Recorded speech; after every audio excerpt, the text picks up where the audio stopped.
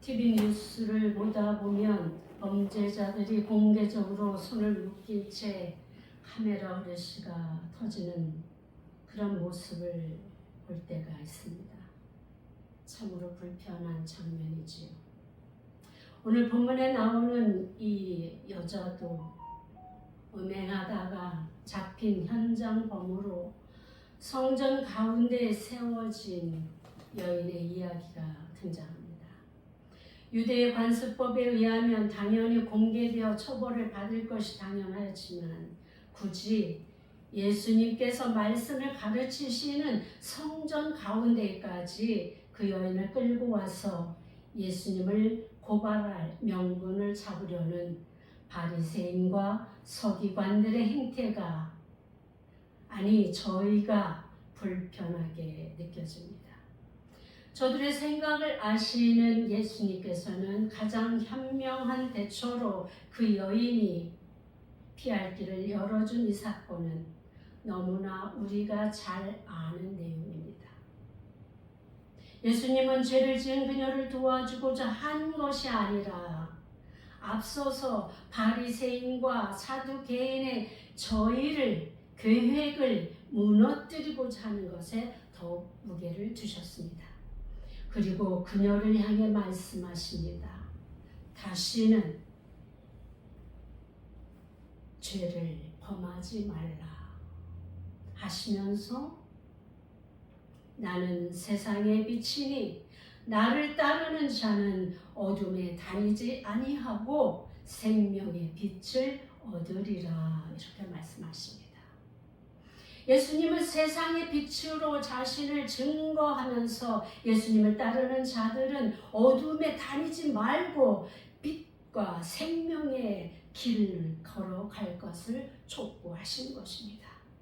하나님을 믿는 성도들에게 요구되는 빛과 소금의 삶이 영향력을 잃어가고 있는 이 시대에 과연 예수님께서 말씀하신 이 생명의 빛을 얻으려고 힘쓰는 자들이 얼마나 있을까요? 과연 빛을 얻은 자들이 그 받은 빛을 다시 세상에 쏟아놓기 위해서 다시 어떤 일들을 하고 있을까요? 그 빛된 삶이 무엇인지 제대로 알고 사는 사람들은 얼마나 많을까요? 많은 사람들이 어둠 속에 억눌리고 시들리고 어둠의 세력인 사탄의 종이 되어서 살면서 헤어나지 못하고 점점 더 깊은 어둠의 세력으로 들어가게 되는 것을 볼 때에 과연 우리는 세상의 빛으로 오신 주님을 따르는 자인지 새삼 돌아보게 되는 것입니다. 왜냐하면 지금을 사는 우리에게 그 책임이 있기 때문입니다. 요한일서 1장 5절에서 8절 말씀을 보니까 우리가 그에게서 듣고 너희에게 전할 소식은 이것이니 곧 하나님은 빛이시라 그에게는 어두움이 전혀 없으시다는 것이니라. 만일 우리가 하나님과 사귐이 있다 하고 어둠에 행하면 거짓말을 하고 진리를 행하지 아니함이거니와 그가 빛 가운데 계신 것 같이 우리도 빛 가운데 행하면 우리가 서로 사귐이 있고 그 아들 예수의 피가 우리를 모든 죄에서 깨끗하게 할 것이요. 그러니까 하나님과 사귐이 있는 사람은 어두움이 전혀 없으신 예수 그리스도 안에서 어두움을 행할 수 없다고 말씀하고 있습니다.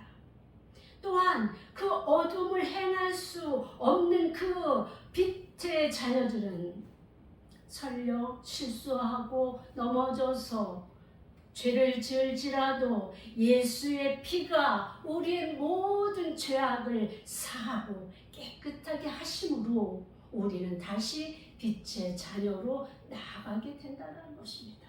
만약에 내가 빛의 자녀라고 하면서 어둠의 것을 행한다면 이것은 거짓말하는 것이고 진실로 예수님을, 하나님을 믿지 않는 것이라고 분명하게 기록하고 있는 것입니다. 고린도후서 4장 6절에서도 어두운 데서 빛이 비치기를 하시던 그 하나님께서 예수 그리스도의 얼굴에 있는 하나님의 영광을 아는 빛을 우리 마음에 비치셨느니라, 이렇게 말씀하십니다. 그리스도 예수를 통해서 하나님을 아는 빛을 우리 마음에 비치셨기 때문에 우리는 그 어둠을 행할 수 없다는 거예요. 우리의 마음의 양심이, 우리의 신앙 양심이 예수 그리스도의 얼굴에 그 빛으로 우리에게 비추셨기 때문에 우리가 감히 그 빛을 거스르면서 그 거짓된 어둠의 길을 행할 수 없다라고 이렇게 말씀하고 있습니다.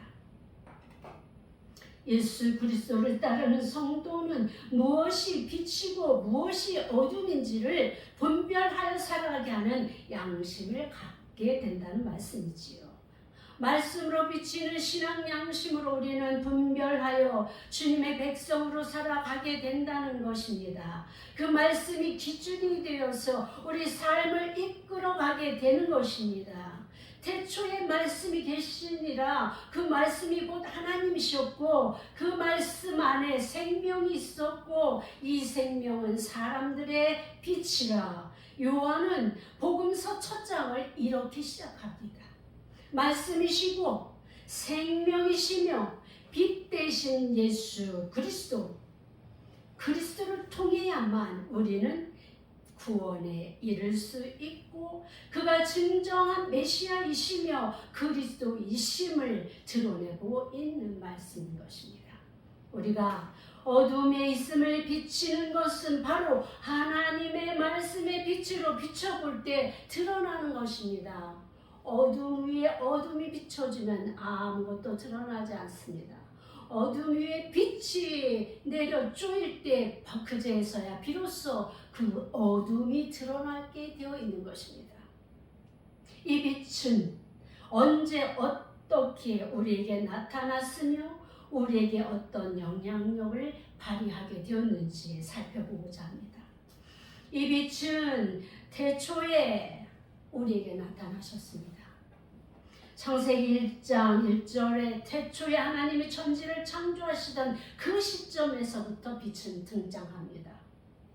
성경은 태초의 상태를 표현하는데 땅이 혼돈하고 공허하며 흑암이 깊음 위에 있고 라고 기록되어 있습니다. 아무것도 보이지 않는 깊은 어둠 속에 잠겨져 있었다라고 그렇게 기록하고 있는 것입니다. 흑암이란 아예 빛이 없는 상태입니다.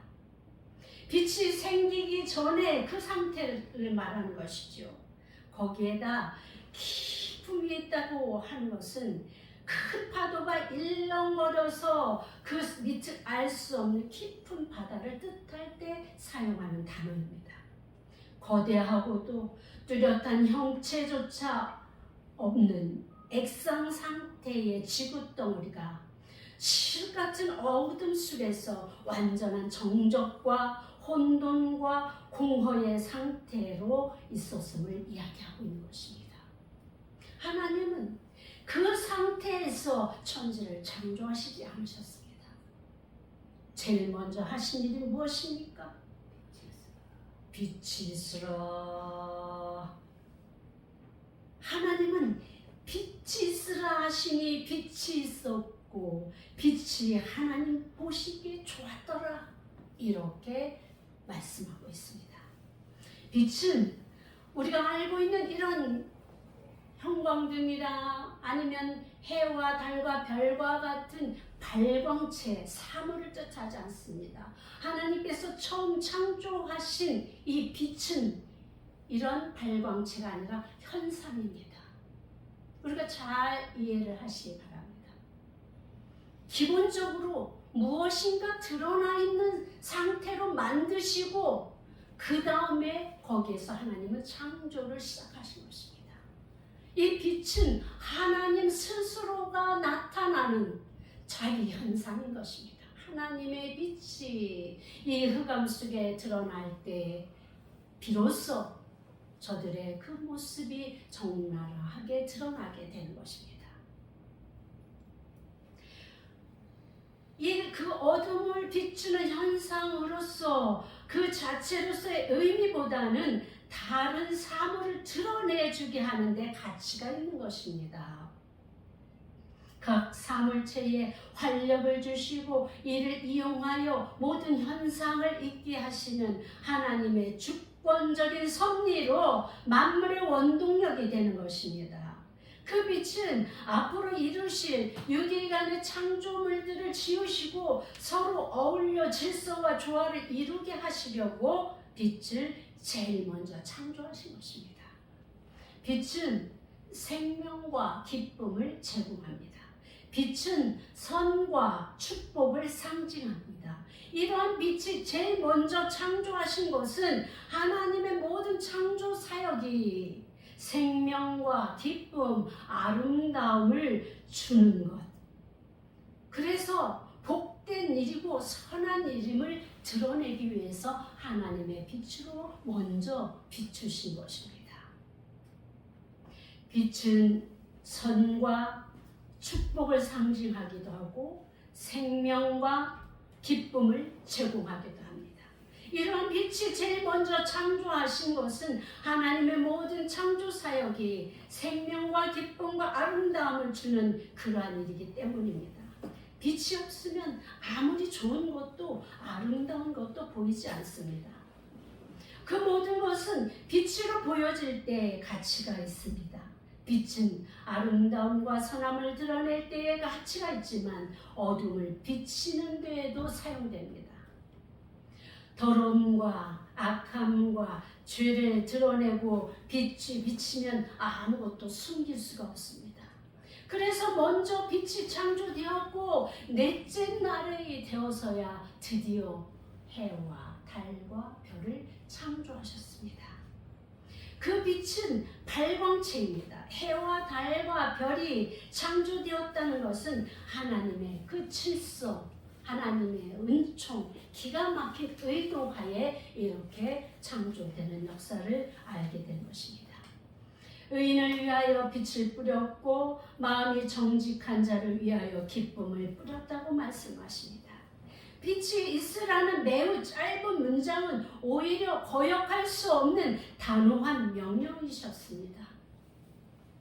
빛은 광선, 불 이런 것을 뜻하죠. 어둠을 밝히고 열을 내는 것입니다. 이 빛은 흑암 가운데 있었던 원시지구, 최초의 지구를 비치는 하나님의 직접적인 빛으로 추정하는 것입니다.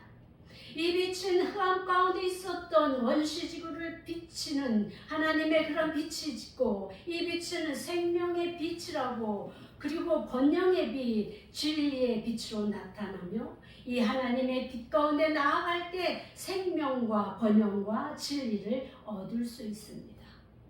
빛이 있으라 하는 이 하나님의 말씀에 즉각적으로 빛이 있어졌고 이 빛은 모든 것을 드러내는 하나님의 빛이었습니다. 그리고는 하나님께서는 보시기에 좋았더라고 말씀하셨습니다. 창조 사역 중에 하나님께서 창조하시고 보시기에 좋았더라 말씀하신 부분이 있지요.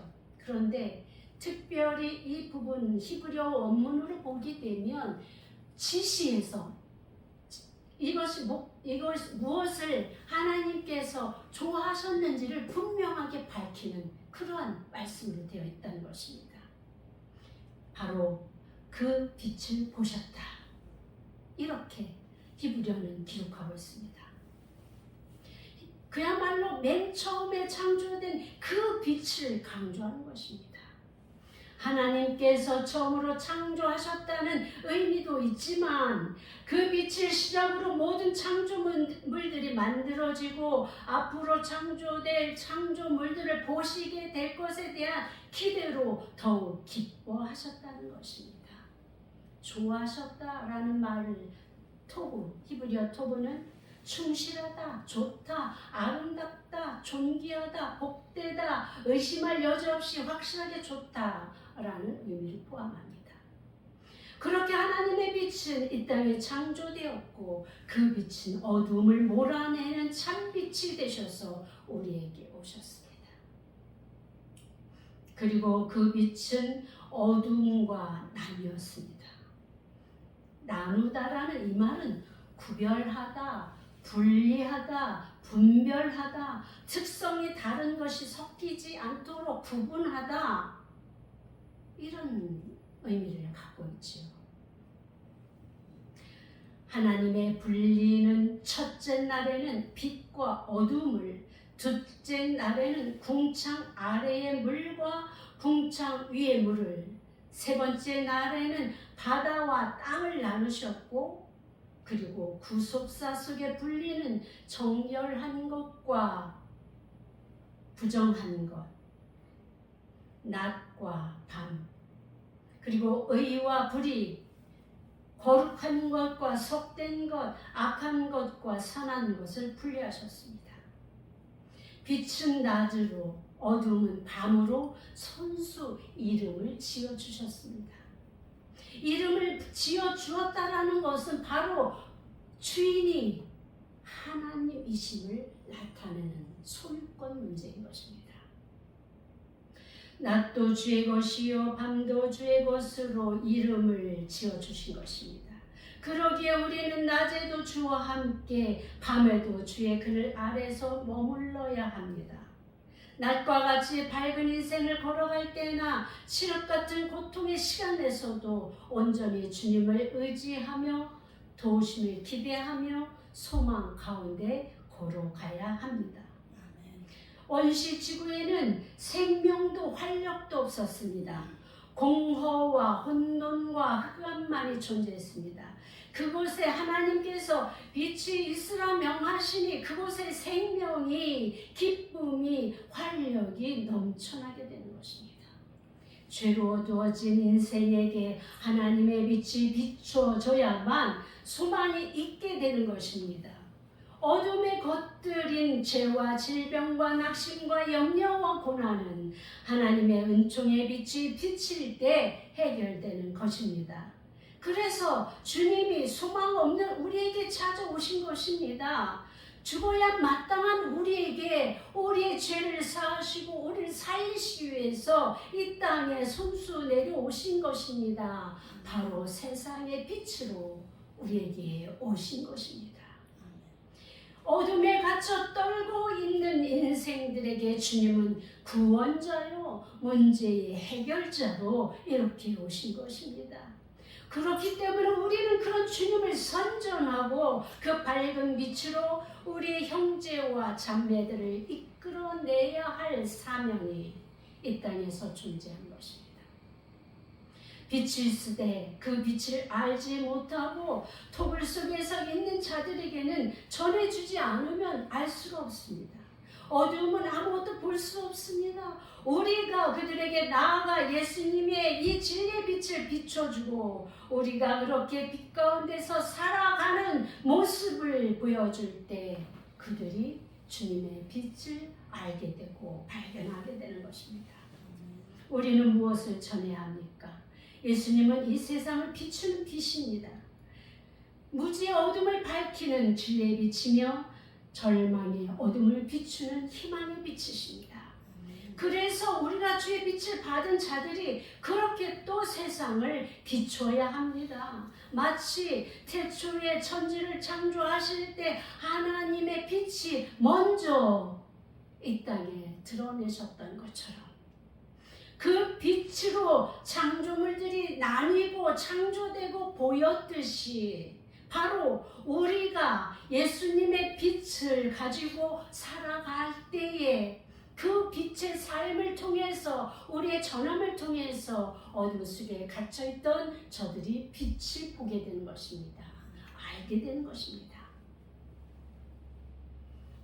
요즘에 세태를 보게 되면 너무나 많은 사람들이 이 어둠 속에 갇혀서 어떻게 살아야 될지, 무엇을 어떻게 구하며 살아야 될지, 심지어 크리스찬이라고 하는 성도들까지도 주님은 이 세상에 빛으로 오셨다고 말씀하셨고 우리에게 빛과 소금이 되라고 말씀하셨음에도 불구하고 우리가 그 빛이 어디에서 근원된 빛인지 알지 못하고 그저 말로 생각으로 빛, 어둠을 밝히는 빛 이 정도로만 생각하고 사는 그런 크리스찬들이 너무나 많습니다.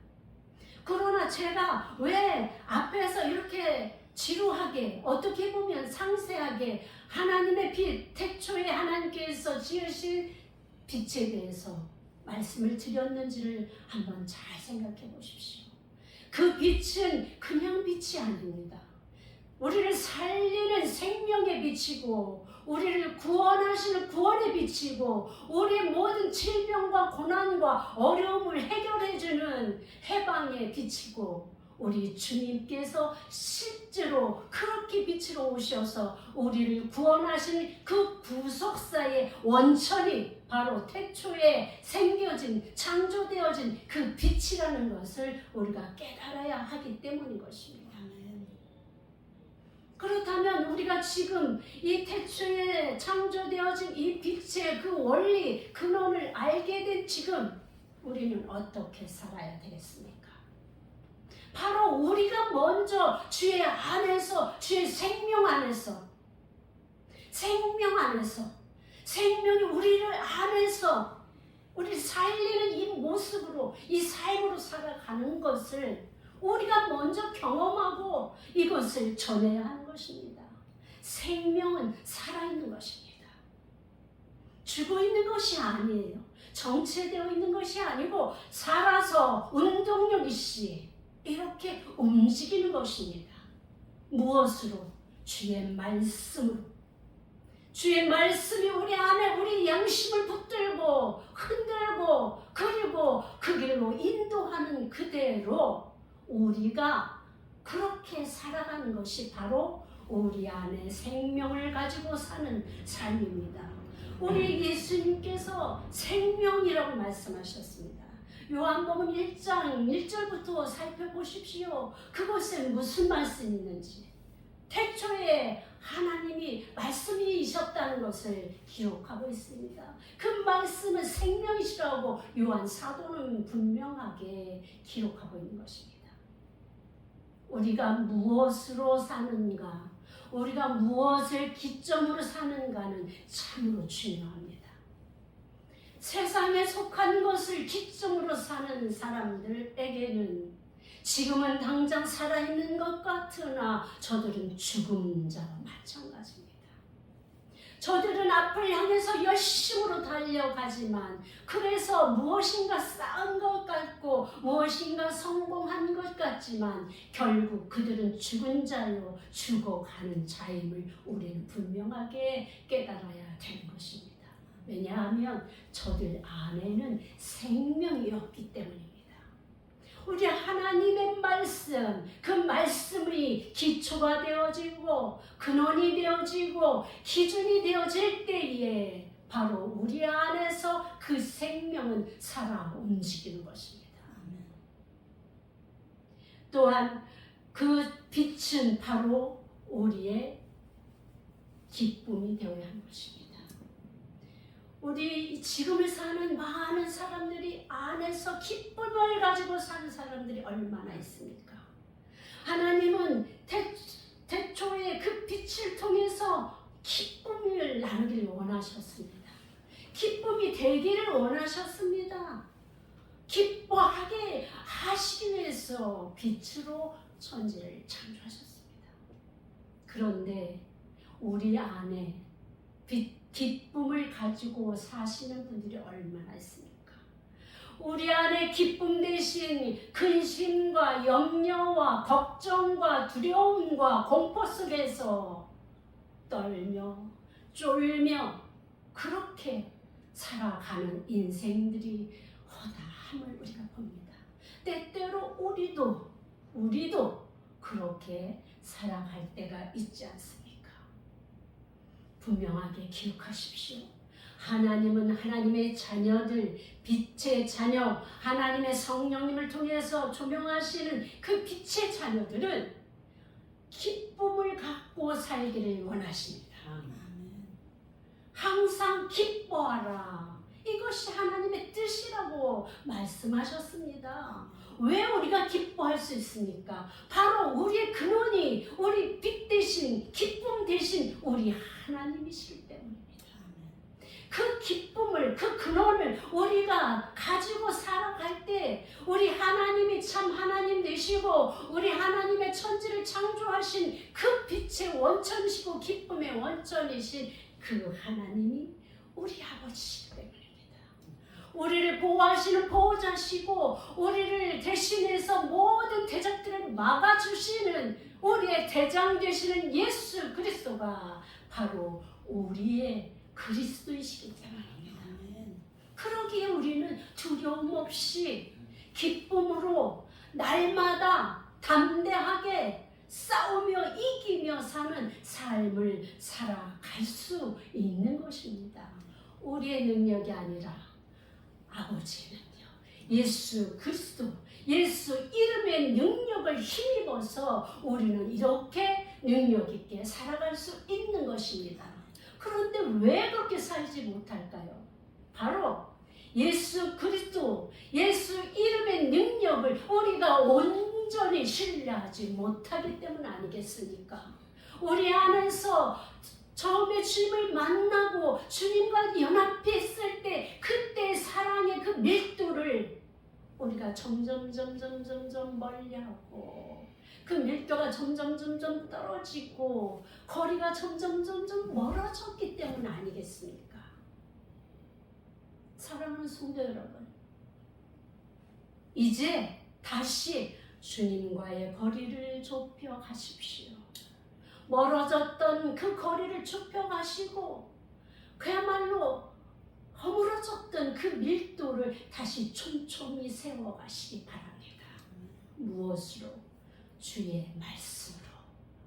주님이 우리에게 말씀하신 그 말씀으로 우리는 이렇게 다시 회복되어지고 세워져야 되고 그리고 그 말씀으로 우리에게 비춰진 그 빛을 세상을 향해서 비치는 빛이요 소금이 되어야 하지 않겠습니까?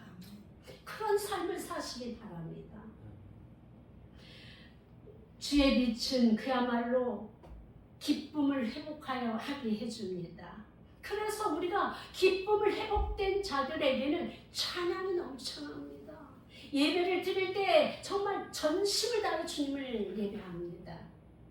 형식적으로, 의례적으로 그렇게 우리 몸만 와 있는 그런 거짓된 예배가 아니라 정말 예배를 준비하는 그 시간부터 기쁨으로 전심으로 그렇게 주님을 찾고 준비하며 주님 앞에 나오는 그러한 모든 과정이 예배 속에 포함될 뿐만 아니라 우리의 삶의 현장의 그 모든 시간들이 바로 예배의 시간임을 기억하신다면 우리가 그 예배의 삶, 하나님의 삶의 그 하나님을 향한 삶의 예배의 시간이 얼마나 우리가 세밀하게 구체적으로 생각하면서 말씀을 적용하면서 살아가야 될지를 알게 된 것입니다. 요한 사도는 이렇게 어떻게 하면 빛이 조명된 삶을 빛의 자녀로 살아가게 되는지를 세 가지 기준으로 이야기합니다. 요한 1서에 보니까 이렇게 이야기합니다. 첫 번째로는 신학적으로 예수님께서 육체로 오신 그리스도임을 믿어야 한다. 믿으십니까? 아멘이십니까? 아멘. 두 번째로는 윤리적으로 불의를 행하지 않고 빛 가운데서 의를 행해야 한다. 그러니까 앞에서 우리가 살펴보았듯이 빛의 자녀들은 어둠을 행할 수 없다라고 분명하게 정해놓아진 주님의 말씀이 있지 않습니까? 내가 빛의 자녀라고 하면서 내가 성도라고 하면서 불의를 행한다면 이 사람은 거짓된 그리스도인이라는 말씀이지요. 정말로 내가 성도라면 빛의 자녀라면 주님이 말씀하신 그 의를 좇아서 빛으로 살아가는 삶을 보여줄 때 그 사람이야말로 진정한 빛의 자녀라고 말씀하고 있는 것입니다. 세 번째 기준은 사회적으로 형제에 대해 사랑의 계명을 실천해야 한다. 이렇게 이야기합니다. 성경에서 더군다나 신약시대에는 구약시대의 형제는 가장 기본적인 단위가 가족, 친척이었습니다. 그런데 신약시대에 와서 이 형제에 대한 개념은 공동체, 믿는 공동체 안에서의 그 단위를 이야기합니다. 여기에서 형제에 대한 사랑의 계명을 실천해야 그 사람이 진정한 크리스찬이다. 이렇게 말하고 있습니다. 그러면서 죄를 범하는 것은 하나님의 법을 파괴하는 것이고 죄를 범하는 것은 마귀에게 속한 자들이라고 말하고 있습니다. 성도들은 빛 대신 하나님의 자녀로서 의를 행하며 독생자를 주신 하나님의 참 사랑을 받은 자로서 그 사랑을 형제에게 행할 것을 강조하고 있는 것입니다. 사랑하는 성도 여러분, 여러분은 어디에 속해 있습니까? 과연 요한 사도가 제시한 이 성도의 기준에 얼마나 근접하게 살고 있습니까? 빛에 속해 있다면 주님 오실 때까지 흔들리지 말고 그렇게 계속 빛에 속한 자로 주의 영광을 위해 살아가십시오. 혹시 어두움 속에서 내가 잘못된 길을 가고 그리고 그 안에서 고통받고 계십니까? 그렇다면 속히 빛으로 나오시고 회개하고 주님을 의지하는 믿음의 회복을 구하십시오. 그래야 우리가 살 수 있습니다. 그래야 여러분이 살 수 있습니다. 하나님은 우리가 고통 가운데 사는 것을 원하시지 않습니다. 왜? 하나님께서 우리를 심판하는 자, 우리를 정죄하는 자로 우리는 여기고 두려워 떨며 억지로 주의 말씀을 지키려고 애를 쓰는 그런 모습을 보입니까? 주님은 억지로 하는 것을 원하시는 것이 아니라 자원하는 마음으로, 기뻐하는 마음으로 주님 말씀에 순종하는 것을 기뻐하십니다. 그렇기 때문에 우리에게 자유, 의지를 주신 것입니다. 우리가 이제는 많은 사람들이 고통 가운데 살아가는 이 시대 속에서 주의 성도들, 주의 빛을 받은 자들, 빛의 자녀들은 그야말로 생명의 빛, 진리의 빛, 복음의 빛을 그대로 우리가 받아 기쁨으로, 감사함으로, 그리고 선한 것으로, 복된 것으로 이렇게 세상을 주님이 주신 것을 누리며 살아가시기를 우리 하나님은 원하시고 계십니다. 단지 우리가 주 안에 있을 때, 우리가 빛 안에 있을 때 이것은 가능해집니다. 세상에서 누리는 그러한 기쁨과 복과 좋은 것과 이런 것이 아닙니다. 이것은 당장 좋은 것 같고 기쁜 것 같고 정말 아름다운 것 같지만 그 안에는 죽음이 있기 때문인 것입니다. 멸망이 있기 때문인 것입니다. 결국은 저 지옥이 기다리고 있기 때문에 그 결과는 좋은 것도 아니고 선한 것도 아니고 기쁜 것도 아닙니다. 세상의 것은 잠시 잠깐입니다. 이 땅에 사는 평생 100살을 산다 한들 100년이면 끝이 나는 것입니다. 그러나 우리가 추구하는 것은 무엇입니까? 하나님의 영원하신 그 영원하심에 우리가 함께 동참하고자 하는 것 아니겠습니까? 영원한 삶이 복되고 선하고 아름답기를 원하는 뿐만 아니라 이 땅에서도 주님이 베풀어 주신 그 기쁨과 은혜와 은총과 지존자의 그늘 아래, 정말 전능자의 날개 아래 우리를 품어주시는 그 아름다움이 우리에게 주어지지 않습니까? 우린 그것을 바라며 기대하며 그렇게 빛의 자녀로 살아가는 것 아니겠습니까?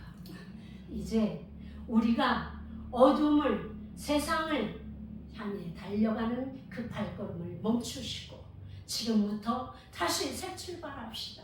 다시 주님이 우리 하나님 되심을 고백하면서, 주님이 우리 아버지심을 고백하면서 그 아버지의 품으로 다시 돌아가십시다. 그래서 우리에게 베푸시는 주님의 하나님의 그 천국 잔치에서 기쁨으로 우리가 서로 기쁨을 나눌 수 있는 우리 모두가 되시길 바랍니다. 기도하겠습니다. 하나님 아버지 감사합니다. 우리는 참으로 어리석어서 주님이 주시는 이 빛의 즐거움과 기쁨과 아름다움과 선함을 구하지 아니하고 오히려 세상의 것을 구하며 달려갈 때가 얼마나 많은지 모릅니다. 하나님, 주님이 말씀하신 대로 우리는 먼저 지혜 있는 자와 같이 먼저 주의 나라를 구하는 그런 지혜가 있게 하여 주옵소서. 그러면서 그 위에 더해 주시는 하나님의 은총을, 은혜를 받아 누리는 우리의 삶이 되게 하여 주옵소서. 이제는 우리는 어둠에 속한 자들이 아니라 빛에 속한 자들로서 아버지의 빛 가운데 거하는 그러한 복된 삶을 살아갈 수 있도록 주의 성령님 날마다 우리와 함께 하시고 주의 빛으로 우리를 비추어 주시옵소서. 예수님의 이름으로 기도하였습니다. 아멘.